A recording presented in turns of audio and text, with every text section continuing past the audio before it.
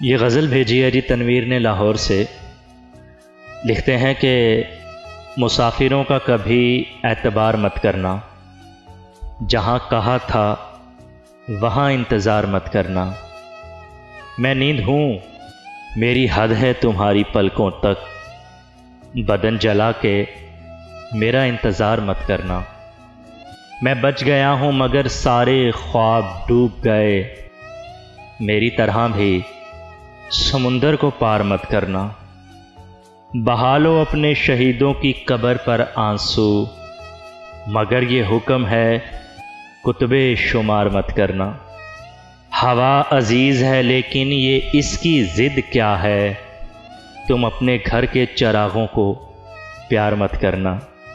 ये वक्त बंद दरीचों पे लिख गया कैसर, मैं जा रहा हूँ मेरा इंतज़ार मत करना।